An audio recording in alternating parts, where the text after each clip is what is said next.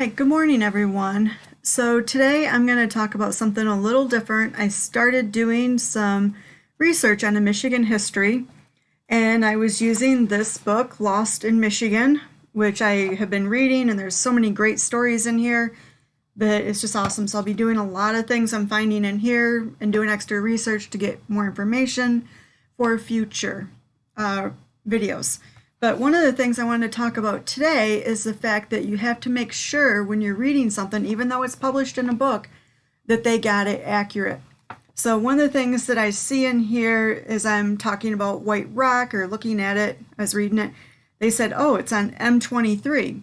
Well, White Rock is actually right here on M25.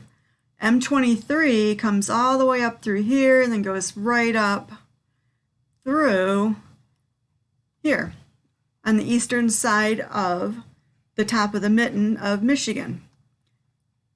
So, it's just kind of a typo, a mistake, but you got to make sure that you really check your information when you're doing research for any projects. And I'm thinking of students that might be ready to go to college and you're doing research. Make sure you find a couple sources to show and know that you have the information. Reread what you're writing to try and make sure you have it correct. Or if you're doing research for a job because you need to find out what equipment is best, check different resources to make sure that you have the right equipment or that the right part is what is going to work. So the other thing that I came across is they had talked about the 1871 fire because we had the thumb had burned in 1871. So again, we had an 1871 fire and we had an 1881 fire. They were referring to the city of White Rock, which I didn't realize until I was reading this, that there was actually a city, and I'll talk about that in the next video for next week, was destroyed. And they said that was the time when they brought in the Red Cross. And they kind of showed that, they were able to do.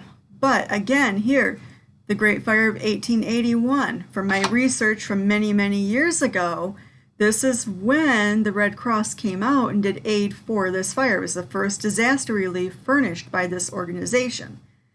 So again, we have a couple different resources, and I'm not sure where Mike, the author of this book, had gotten his information. I haven't looked to research his resources.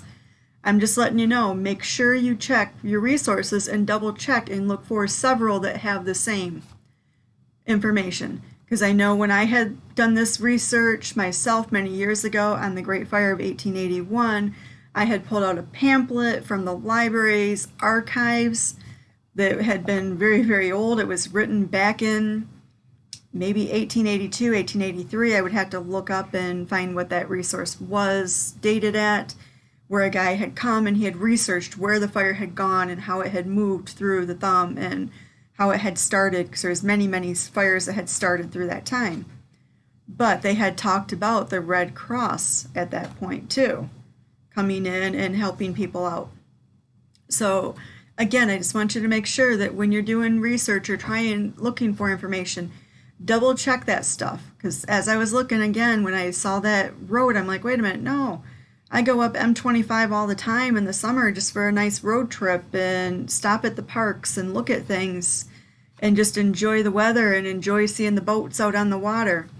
So it didn't make sense that they were saying M25. It's like, no, M23, I've taken that going down to Ohio. So check your resources, check your maps, check whatever you have to check to try and make sure you have the correct resources and correct information when you are doing any kind of research. All right, have a good day and have a good, nice weekend, everyone.